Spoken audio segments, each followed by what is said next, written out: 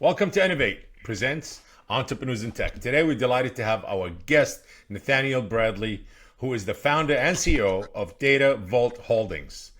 Nathan or Nathaniel, whatever you prefer. Call me Nate. Yeah, thank you. Thank you for joining us today. Could you please start by introducing yourself and providing a bit of insights on your background and expertise before we, dive into this insightful, amazing interview? Thank you very much. Yeah, so my name's Nate Bradley, and I'm very pleased to be here. My background is in technology and innovation. I'm an inventor of technologies. I've been lucky enough to have teams that have helped me take my inventions from a startup to publicly traded in three different cases. I've had a great career around helping individuals at a large scale and building technology that I believe has made a great social impact. Amazing. Nate, out of all your inventions, how many exits so far you have? So successfully exited three times. This would be Amazing. my fourth time taking a company public. I'm not exiting. I'm going to be operating the company, so it's an exciting time for me. Lovely. You know what? Now we're going to go back a bit. Sure. What got you all started? What was the motivation to get involved in technology, to become even an entrepreneur, not just an inventor? All of these things together, I guess it's a great combination for success or recipe for success. But what was the starting point? If we go back to your teenage, mom, dad, relative, school, what was it? Well, I had a paper route in my youth. I was kind of a kid who would wake up early, as a kind of a mechanism of that paper route, and that's 7 days a week. Sundays were always rough. I'd have my friends' moms take me in their car, and throw the papers out the window, sit in the back of a truck, or most likely by myself, just riding a bike, delivering papers. And because it was my brother's route, I never got a check from the from the actual newspaper. And so I became an entrepreneur around Christmas time when I would go door to door and try to get my collections or get tips for walking the paper up and handing it to the customers, and different things I did there that taught me the value of relationships, and certainly my relationship with money. That it was hustle that ultimately delivered to me, a hand up in my life.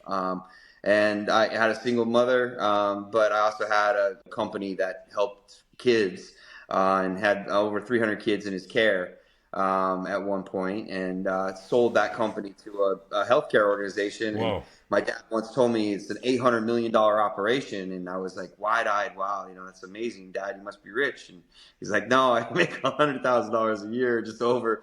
It was something along those lines. And I remember thinking to myself, that's amazing that he does all that work, and that he moves money. He doesn't make money, but he moves that much money. And really, from my standpoint, I got involved with technology very early on. I used to I took the security system in my house and turned it into a crank call machine. I had different things that I did growing up that were, I guess beyond my years, in just playing with the technology that I had access So you to. always had that kind of invention bug in you.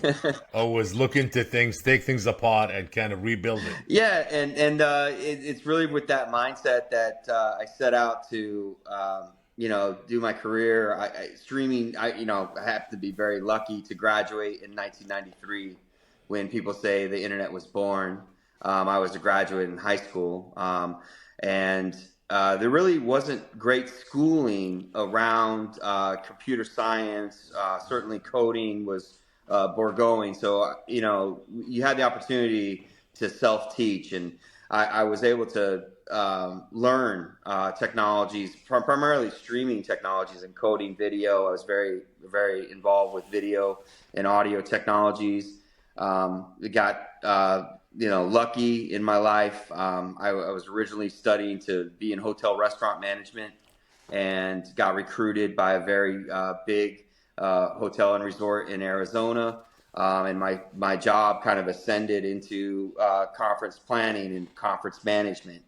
And at a very young age, under 20, I was selling cases of wine. I wasn't old enough to drink, but I was selling cases of wine, and I was standing in these events. And if you know anything about Arizona, a lot of companies come there during the winter months, and corporations, even from overseas, were coming.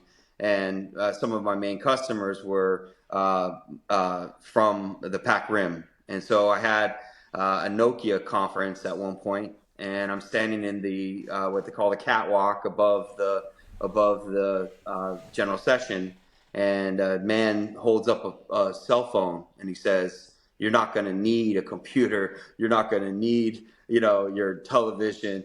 This is your communications device and the future of media content." And I kind of jaw dropped and realized with my beeper on my hip that I was a dinosaur already. And these guys were, holding technology in their hands that was super exciting. So, What year was that? really, Uh, 1990, nine. yeah, 1998 time frame, 98, 99, Mm-hmm. going into the millennial. Amazing. I left that job right at the millennial, and in year 2000, I started a company that was dedicated to streaming content about hotels and resorts. I What's the name of the company? Kino. It was called Kino. Kino. Kino Digital. So that was your first entrepreneurial kind of startup business. That it's like Yes. this is your first venturing into the independence of being a businessman and an Yeah, entrepreneur. and an homage to my Uh, father. Father Kino was a conquistador. He came to Arizona and taught farming and taught religion and other things into the community. And I used that model, Kino.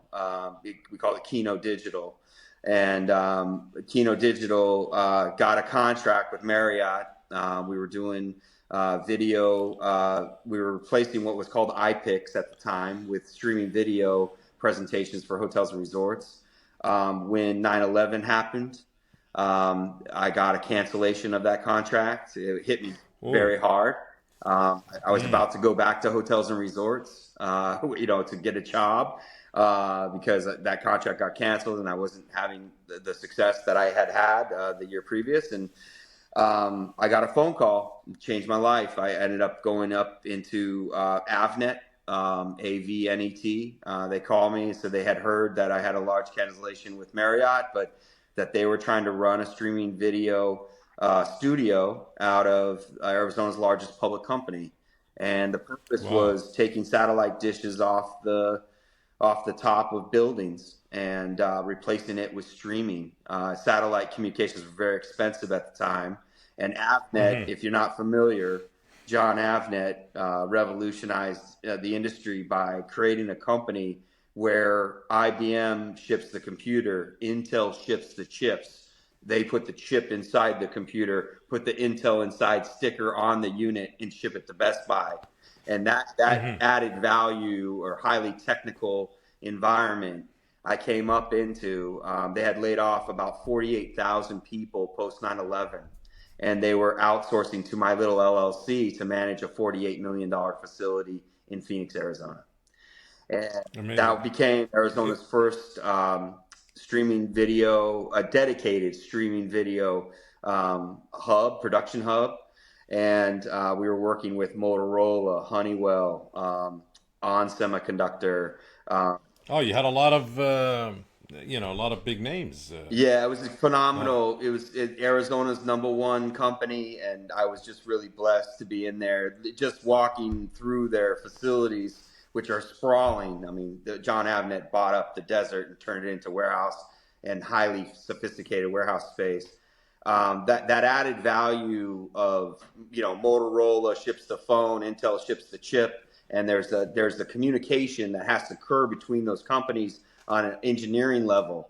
And I was once again in the production booth, very similar to your podcast today. That during that time, what we're doing right now was what was sought after.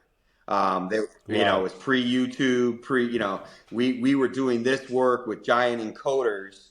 They're from actually we bought them from Canada. They're $48,000 each, I remember, and we bought them. They're called WinOv encoders, and they would encode in three formats: Windows, QuickTime, and real player. And we would encode in those three formats, and we'd also encode into 6 bit rates. So you could choose I'm a dial-up user, I'm a ISDN user, or I'm on, at the time, what they call fiber. And Hmm. so we had fiber connections into the large corporations, and we were doing this kind of high quality streaming, which at the time was premium. And Yes. yeah, so that's how I started my career, and that turned Wow. into many relationships for me. Is that what inspired you to develop the cloud-based assistive technologies at Audio Eye? So that's a great segue. Actually, while I was running that business, Kino, Yeah. I was diagnosed with a disease in my right eye that causes blindness. Yes. And I started to think, wow, my whole career now is about computers, and what an idiot. I could probably run a hotel if I was blind, but I could definitely not do what I'm doing now. And so I Yeah. said, what do I do? And selfishly sat with a group of blind people and said, how do you function? How do you use the internet? And when they showed me, it was a screen reading technology that they were using to traverse the internet. And it's, first of all, they're saying like 90% of the sites don't work for us, but the ones that do, here's what it's like. And they showed me, and I was blown away about how poor the experience was. And for that to be the state of the art, there was, Dragon, naturally speaking, and a bunch of phonetic technologies that were out there, Hmm. but very few focused on, really assistive technology. So we created cloud-based systems, and at the end of the day, the first deaf person I met after launching Audio Eye taught me that this was going to be about disabilities, not about blindness.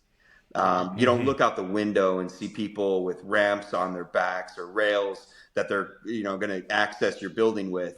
That's a requirement of the Hmm. law. And if you were railing against my front door, there's an obvious human requirement where I would go help you get in. But we had to literally walk into the IRS and banks and large entities and show them that they were denying access to people with disabilities. And Wow. what would seem to be a slam dunk for me was 15 years of lobbying the federal government and working very hard to what make today what is AudioEye, which is an absolute force. They're a $500 million Nasdaq traded company that solved the internet for people with disabilities. But we founded it in Phoenix, Arizona, partners and I, and that I'm very proud of it. It's something that we built something harder to build than vanity websites like Facebook or Amazing how you took something negative, could have been something negative, and it had a lot of negative effect, and you turned it to a positive and a solution.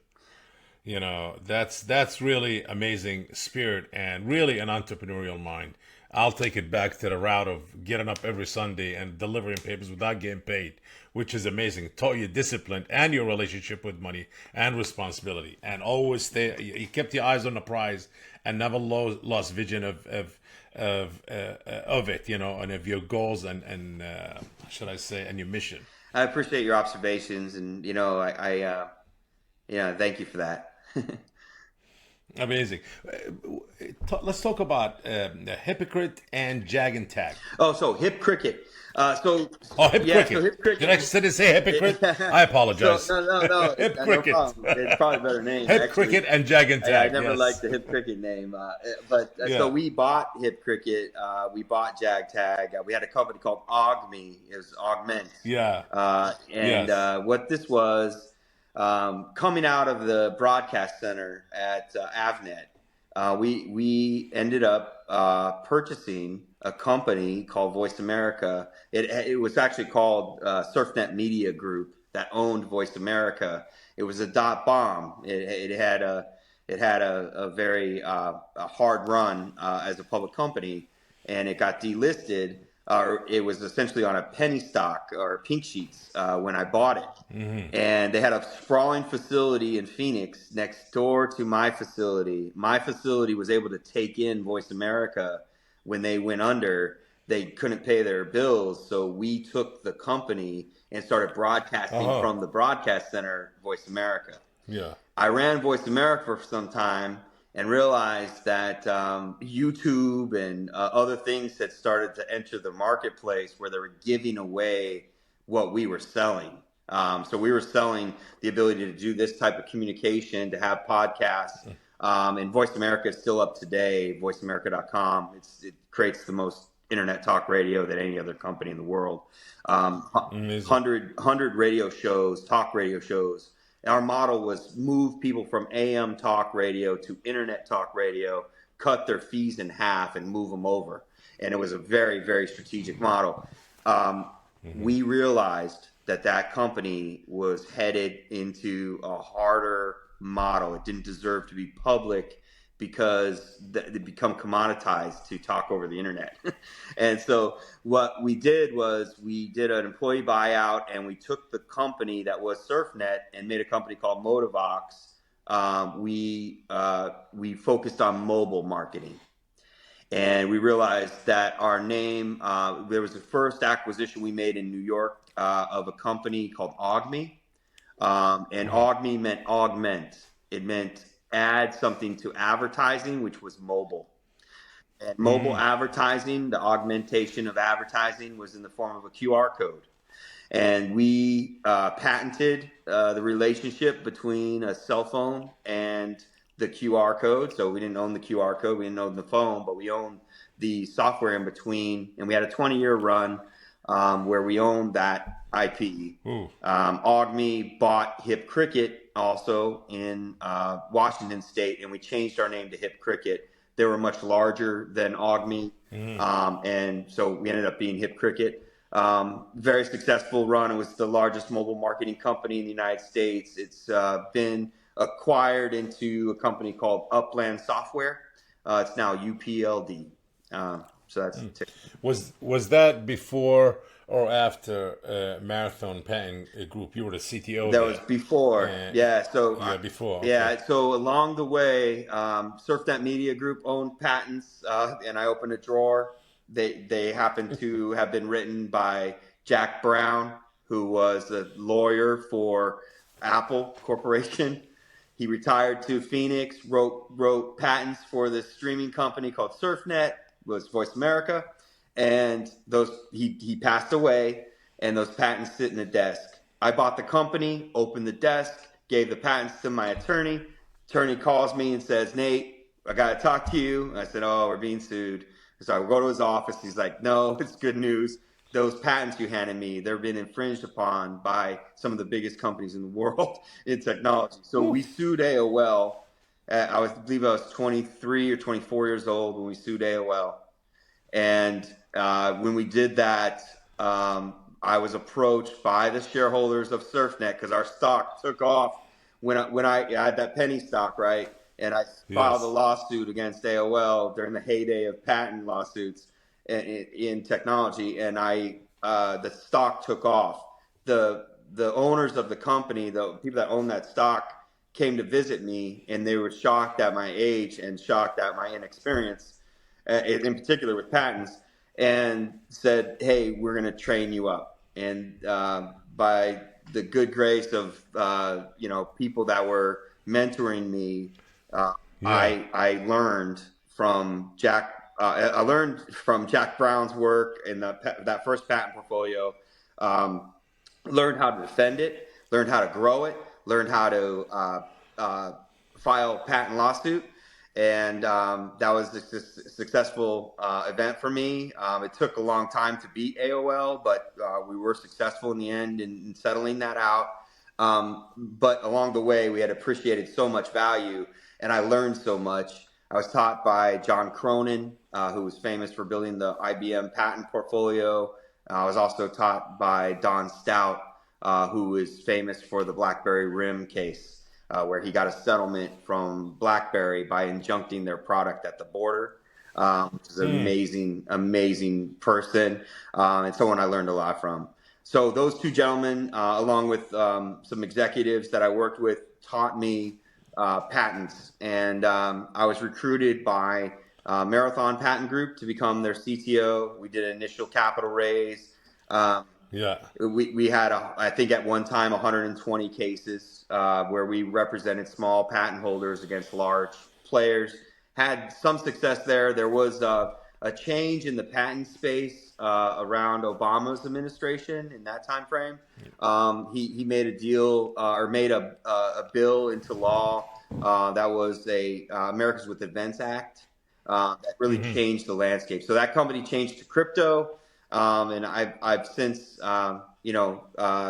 left obviously Marathon to pursue more Your own. intellectual property. You started Property Intellectual Property Network Inc., correct? Correct.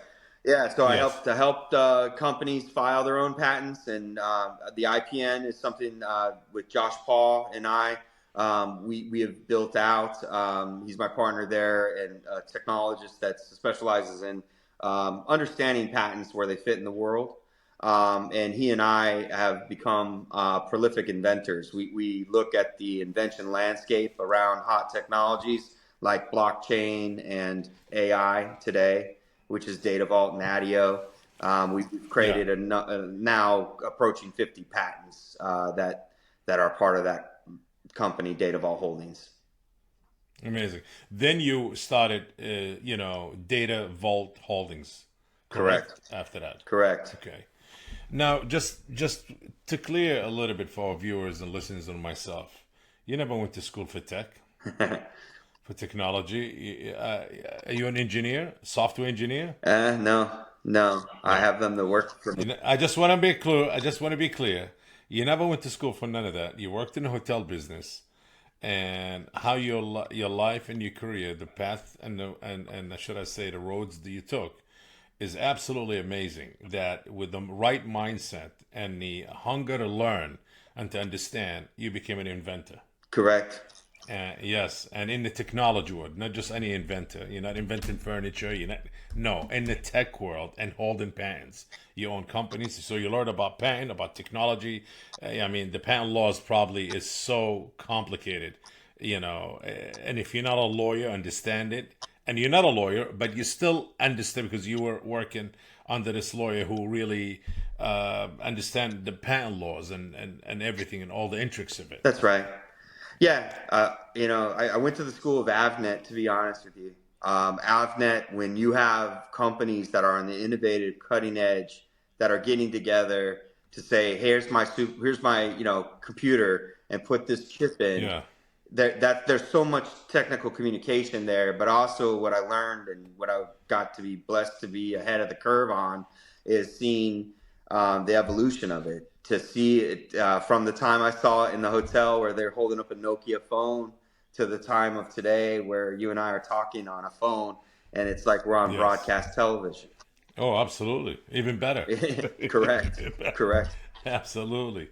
Um, you know, uh, Tell us about, take us down the road and some of your inventions that involves in AI, blockchain, cybersecurity, relate to your work in Data Vault Holdings. Yeah, sure. Yeah, so I did go back to school to learn business management and marketing because I felt like, I wanted my kids not to say, "Hey, Dad, you never went to school," because I feel that schooling is important. I'm very lucky. I wouldn't I wouldn't change anything in my life, but I would say that the credentialing or the proof of your work is very important moving forward. For me, I have an approach with how I invent, and it's augmented with the brains around me. So like Josh Paul, who's named on almost all the inventions I'm named on, that we work together to go through a very strict process of writing what we would call litigation grade patents that have defensible claims that are ahead of the curve in terms of the requirement of an invention to be novel. That the fact that my life has been challenging to me is that I'm early. Audio I was a patent, right? And we had all the arrows in our back because we were the true pioneer in the accessibility space. But we learned very early that it wasn't just solving the problem that was the problem. It was the problem of the world accepting the need for that particular solution. And we Hmm. had to get the federal government to mandate that technology before it took off. And it was scary when you got up to the edge of that, when you spent all the money and you had everyone believe in the invention and you needed it to be adopted. And so that timing is what I would argue I've gotten better at. Um, Timing is everything. The inventions that we have now around data vault holdings pertain to what's really called Web3. It's this next generation of the internet where it's not about storage and compute anymore. It's not about charging you for an advertisement anymore. It is about a layer that is omni compatible. The things that didn't work and are frustrating in Web 2, where you have to Hmm. convert a file and you see yourself probably in your daily workflows doing some conversion. You go from Word to PDF, or you move things from version to version, and you also move from system to system. Almost annoyingly, we are logged into our bank, we're logged into Netflix, we're logged into all these cloud-based systems, and many of them are disconnected and incompatible.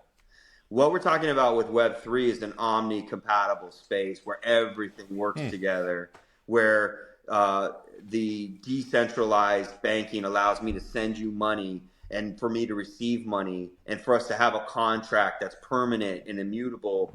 All of these things are blockchain, AI, and really decentralized in their nature. And we've patented a number of tools, including an Hmm. inaudible tone, which is largely inspired with our work with the blind.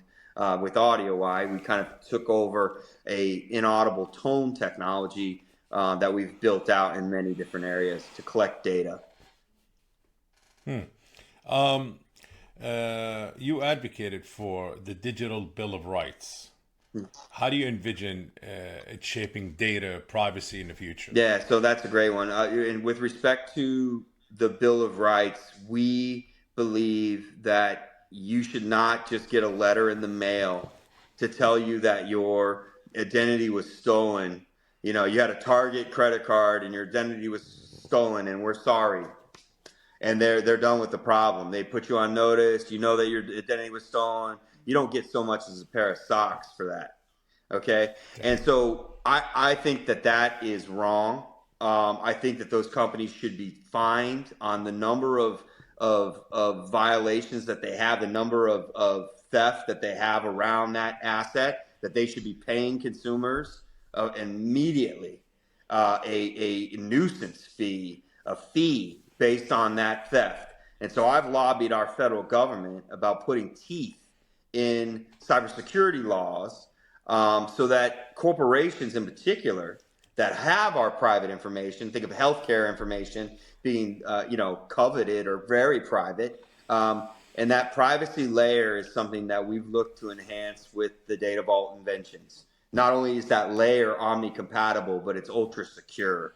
And we want to have an ability for us as a community to hold accountable companies that have our data, that they are Mm. utilizing it only for the purpose we've given it to them, and that they are making it impenetrable to cyber attack. And when they are attacked and when they're successfully penetrated, that they are giving us a remuneration as a community for those violations. Um, what was collaborated with the Federal Election Committee? So there we were able to take a system of tokenomics and show a Yeah. candidate that any candidate, Democrat, Independent, Republican, that they're able to monetize a coin, and have a fundraising capability where the consumer receives something in for their investment into a campaign.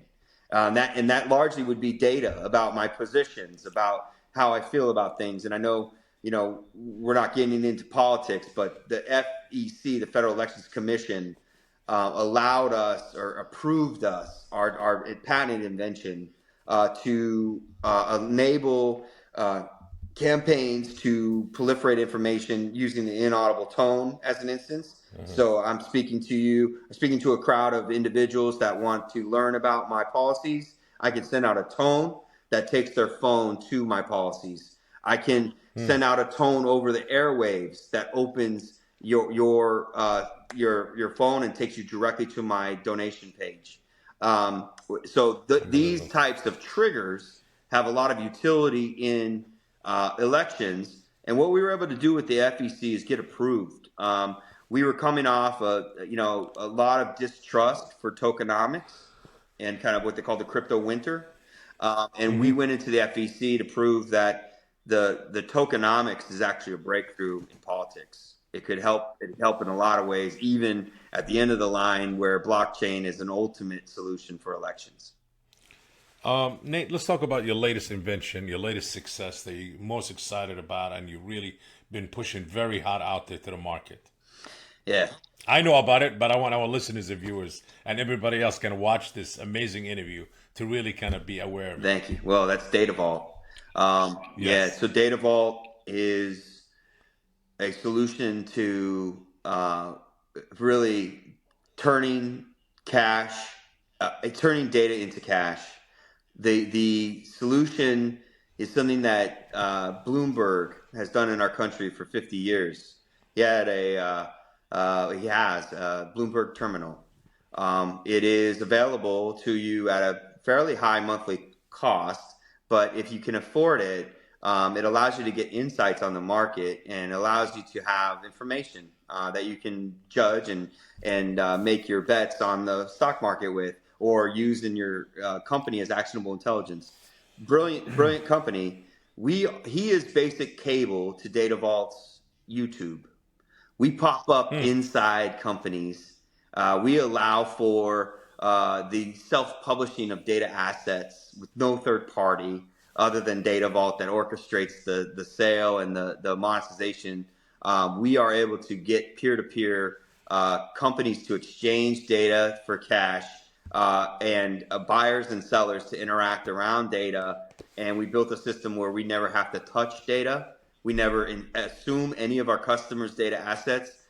We have a hands-off, touchless appraisal that allows us to appraise and to price, to give suggested retail price to our customers, and to turn around and sell data in what we call the information data exchange. That is coupled with a data vault where our customers are able to see and experience their data.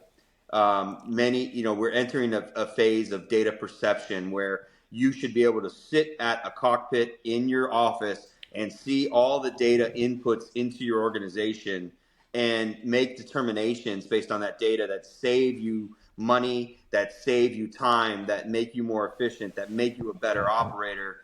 And it's simply a process of being able to perceive the data, not go into 4 different platforms to extrapolate, but to be given a single platform, and this is Web3, where I have an indicator, I have a 3D experience, I have a visual, I have an experience where I can feel the data around me, and that is Data Vault's vision. Data Vault's vision is about giving you a single dashboard for all your data, and then a clearinghouse around the IDE where you can turn that into payroll, turn it into a rent payment, turn data around you into cash, like Bloomberg did. I like that. Turning data to cash. I actually like it. Like it a lot. I like the concept. I mean, the concept obviously has been existing. Data is pretty much cash. Yeah, Having data, it means money. and Yes, and absolutely. making it so that any entrepreneur, any company can make that a reality. That's the vision of Data Vault. And if you're a drive-through restaurant, you have automotive data. There's just the leap that Nate, what's next for Nate, and what's next for Data Vault and your new inventions this year, next year, and the upcoming years?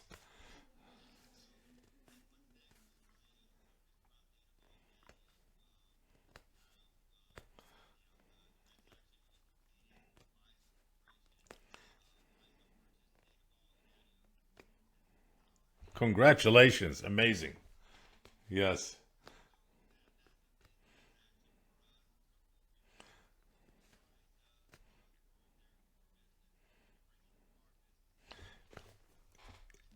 We didn't talk about audio. This is something I really would love to kind of, if it's okay with you to, yeah, please. Our audience and our listeners and viewers, this is a great invention what you guys did at audio. I would love to hear, let the whole world hear about it. Yeah,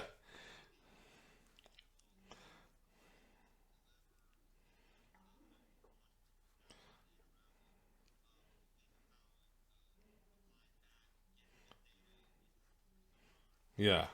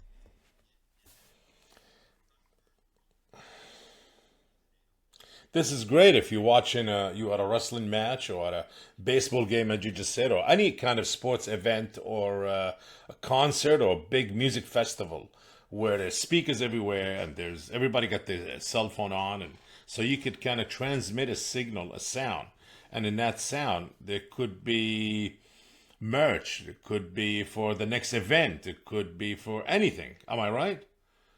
Wow! And it just pops up on your screen.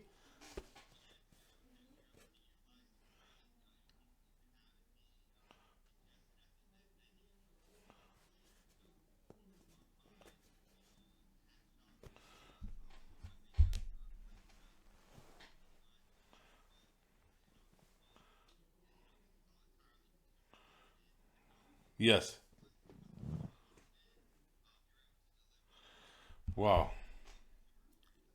This is the next step and way higher than QRC code, than holding your phone and scanning. This is like even beyond, even be 100 years beyond even.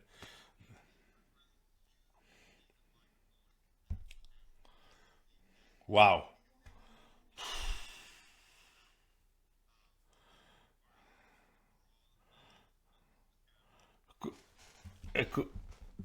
So that sound could be broadcasted out of if you're in a mall, let's say. Wow.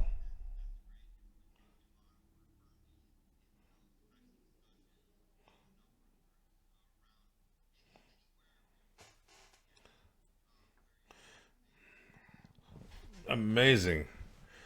Summits, conventions, wherever there's a gathering, sports events, music events, concerts, all of that, theater, movie theaters, and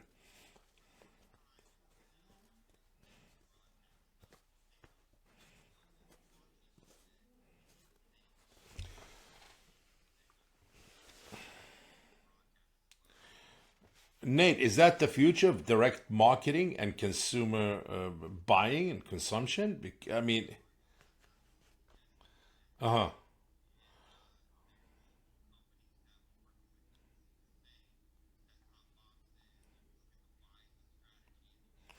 yeah,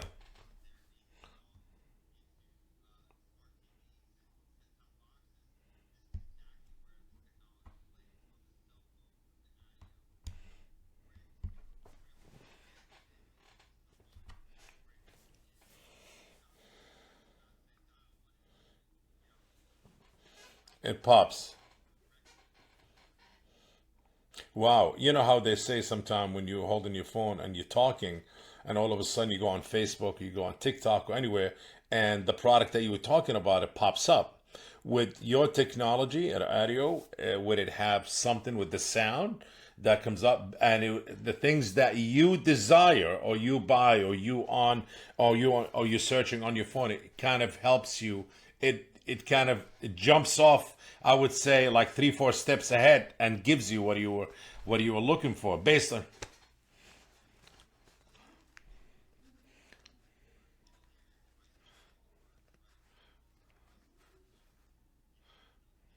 Yeah, yeah,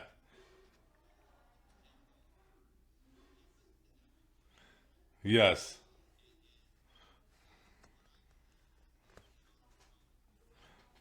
Uh-huh.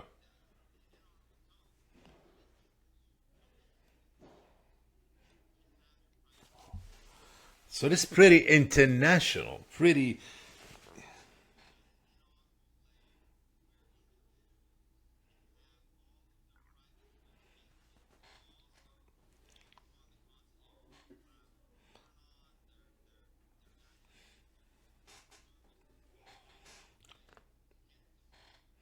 amazing. I see it. I really see it. And 100% congrats on the success and great innovations, man. Definitely way ahead of the curve. Way ahead of the curve. way, absolutely.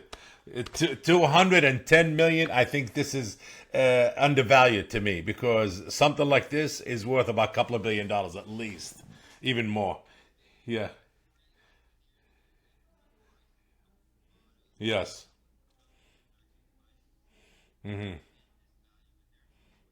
Yes.